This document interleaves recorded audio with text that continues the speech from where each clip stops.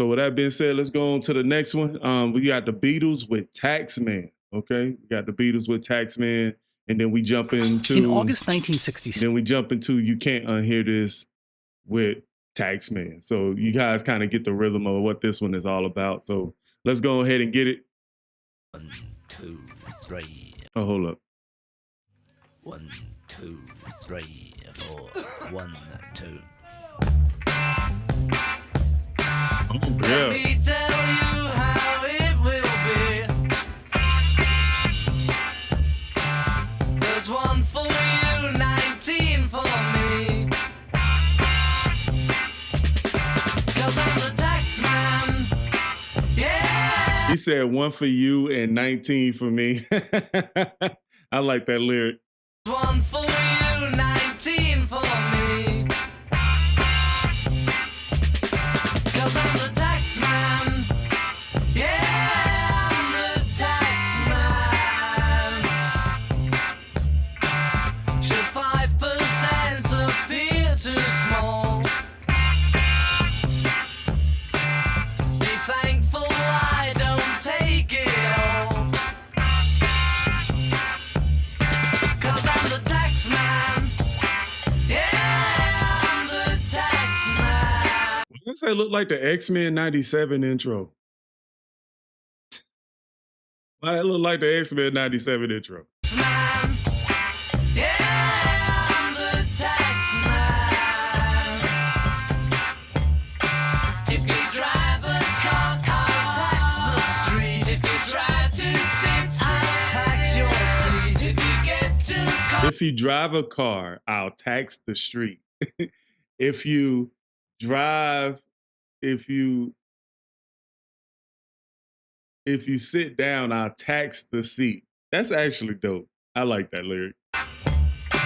if you drive a car, I'll tax the street. If you try to sit, I'll tax your seat. If you get too cold, I'll tax the heat. If you take a walk, That's actually a bar. That is nasty.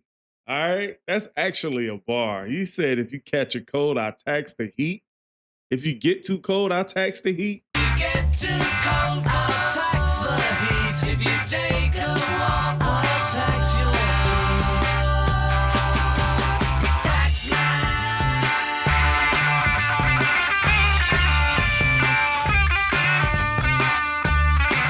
The lead guitar kind of sounded a little Hendrixy, didn't it?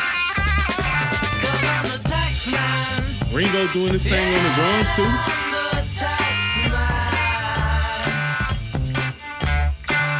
Don't ask me what I want it for. That's actually true. Don't ask me what I want it for. Want to pay some more. 'Cause I'm the Taxman. Yeah, I'm the Taxman. Now my advice for those who die: Taxman, declare the pennies on your eyes. Taxman, 'cause I'm the Taxman. Yeah, I'm the Taxman. And you're working for no one but Taxman.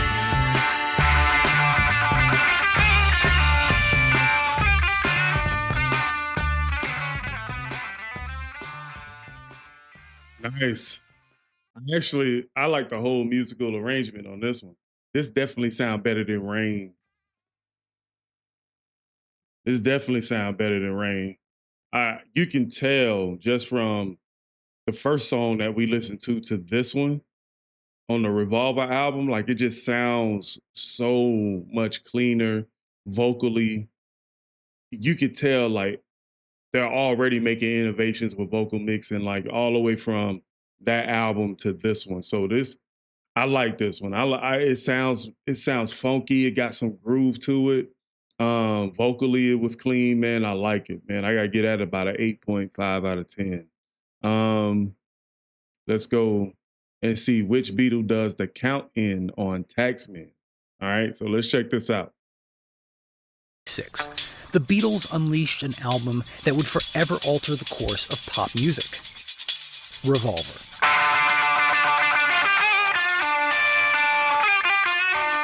Its opening track, Taxman, counted in the beginning of a bold new era.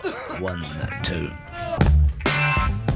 But there's a hotly debated mystery in that fantastic opening sequence. And as a fair warning, once I point it out, you can't unhear this. First off, there's actually a double mystery here. If you've listened closely to the song before, you probably have heard two different count-ins. The first is very clear. 1, 2, 3, 4. 1, 2. There's also a second one, following closely behind, partially buried in the background of the mix. 3, 4. 1, 2, 3, 4. There's a long and contentious debate among fans about who is actually doing each count-in. But before we explore the mystery, we'll first review the song's interesting recording history. Then we'll attempt to unveil the mystery Beatle, or Beatles, behind the count-ins. Bruh. Oh, behind the count-ins, okay? Because I was like, man, that guitar sound very Hendrixy, okay? So maybe they had Hendrix. You know, they all lived in the same place. So I wouldn't be surprised Hendrix walked into that studio and was like, hey, let me lay something down for you. Boom, bam, ba-dam. Then we'll attempt to unveil the mystery Beatle, or Beatles, behind the count-ins. On April 20th, 1966, the Beatles entered EMI Studios to begin work on a couple of songs that would eventually end up on their new LP, Revolver. The second song of that day's session was called Taxman, written by George Harrison about his newfound frustration with the heavy taxation on income in Great Britain at the time. The band ran through a few takes of the rhythm track, but none of them were particularly to their liking. They returned to the studio the next day, and after... Unrelated question, but why do taxes exist? Why do taxes exist? But none of them were particularly to their liking. They returned to the studio the next day, and after 11 new takes, they perfected the song's backing track, with George on rhythm guitar, Ringo on drums, I love that and guitar. Paul contributing a fantastic bass line, inspired by legendary Motown session bassist James Jamerson. With the rhythm track settled, the band turned to the vocals. George recorded a double-tracked lead part, Let me tell you how it will be. and Paul and John contributed various callbacks and harmonies throughout. If you drive. I have a reaction that really hones in on George as a writer. I can't remember which reaction that is, but if you know the journey between where George was at the beginning and how he even became as one of the better writers in the Beatles, bro, you'd be incredible. Like, it's incredible. And Paul and John contributed various callbacks and harmonies throughout. If you drive a car, I'll tax the street. If you try to sit, I'll tax your seat. Among these was a clever snippet in the latter verses that ultimately didn't make it into the final version.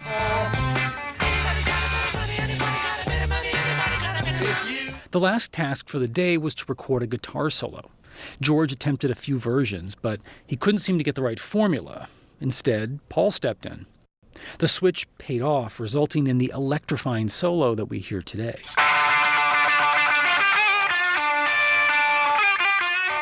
There's another little curious anomaly relating to the guitar solo, but I'll get to that a little bit later.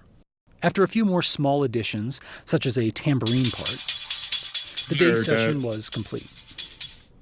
They returned the next day, April 22nd, and added a few more touches, including a cowbell.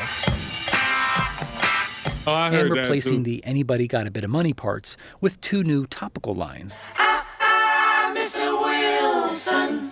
Mr. Heath. With that, the song was mostly complete and would be mixed for the album a few weeks later. There's an interesting anomaly worth noting here. The ending of the song originally sounded like this.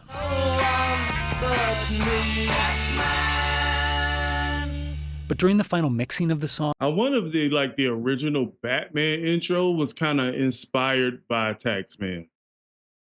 It like the Adam West Batman, and I know most of y'all are probably shocked that I'd even know about the Adam West Batman, but that used to come on in the late 80s.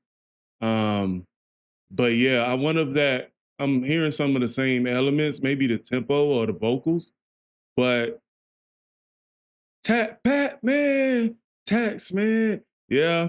I mean, I could, yeah, it'd probably put it together. But during the final mixing of the song, they decided to overdub a direct copy of the solo section, blending it seamlessly over George's last word and then fading it out.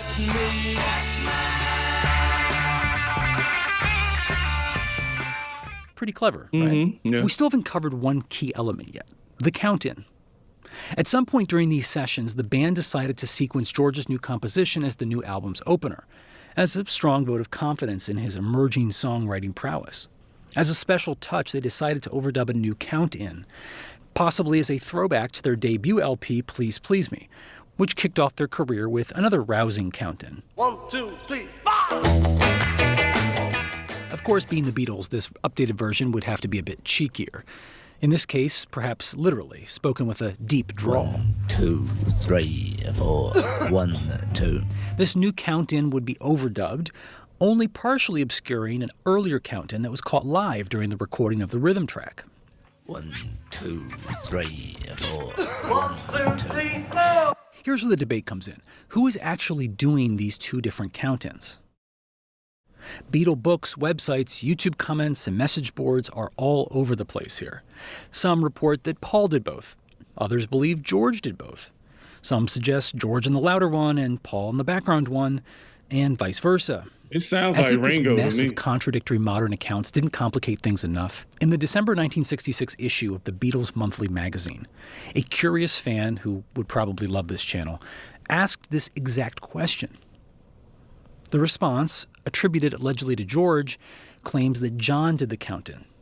Given John's occasional use of odd voices elsewhere in the Beatle catalog, it certainly seems plausible. But as I've mentioned in other videos, even first-hand accounts are not necessarily definitive, as memories tend to be faulty. It's also not clear which count-in this response is even referring to, since we know there are two. Let's listen a little more closely to both count-ins.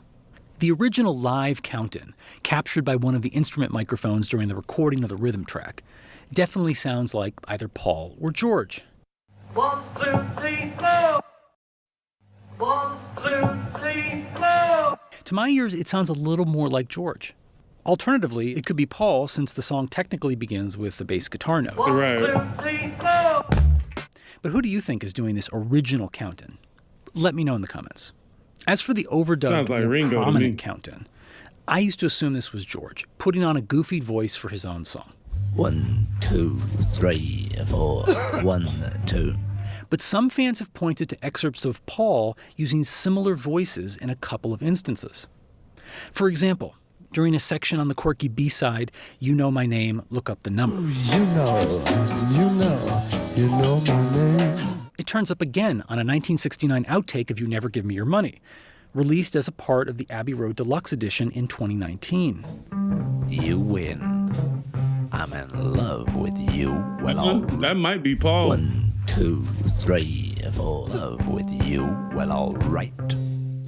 Or is it really George? Or even, as the Beatles newsletter suggests, John? Some of you might also be wondering, if one Beatle is doing the count-in, then who's coughing? 4, 1, 2. As with all of these debates, the real answer or lack thereof isn't particularly important. What's notable is how these organic little anomalies reflect the richness of the analog era, especially at a time when many bands were beginning to experiment with studio techniques and push the limits of what was expected and possible. Right. As for Taxman, there are so many elements that make it special. It's the first and only time that a George Harrison song would open a Beatle album. And it's just one of George's 3 total contributions to Revolver. Another first up to that point in their career, and a sign of George's increasing maturity and respect. I said that earlier too. Thematically, Taxman was a significant departure from their work up until that point in time, which had almost exclusively focused on the themes of love and relationships. Suddenly, there's a relatable and, for its time, provocative political message. As a song, there are so many fun, clever little touches that turn it into an earworm, such as the doubled syllables during the verses and those quintessential Beatle harmonies. Get too cold, tax your seat. And Paul's groovy bass line. That bass groove is crazy. Taxman also has an interesting That bass groove really stands out. That bass groove is, man, that is the focal point of the song. link to the very last track on Revolver, Tomorrow Never Knows. Another song that would radically redefine popular music by breaking just about every convention. Listen to the guitar solo on Tomorrow Never Knows.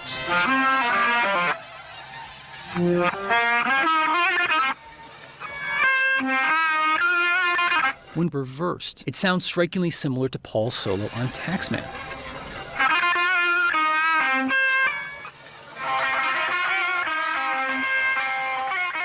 This resemblance has led some fans to believe that it may have been taken simply from the Taxman session and reversed, and it bookends the album nicely. Taxman blends so many styles together seamlessly, from early psychedelic rock to Motown funk to Indian raga. Yeah, I heard. Bro, oh my God.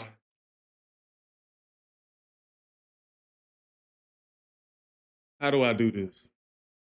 How do I do this? I literally said this 3 minutes ago. How do I do this? How do I do it?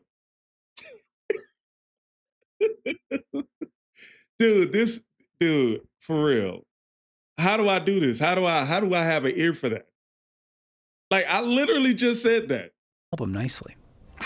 Taxman blends so many styles together seamlessly, from early psychedelic rock to Motown funk to Indian raga, and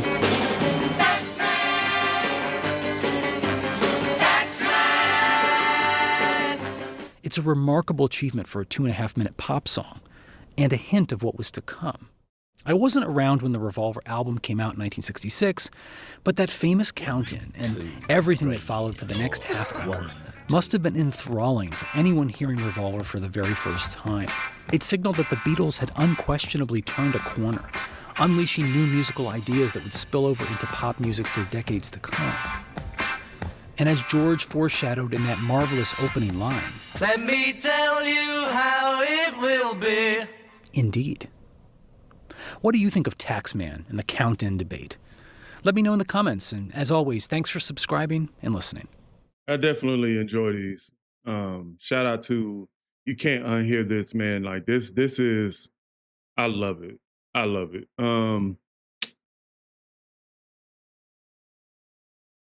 Very surprised I was correct on that Batman reference. Very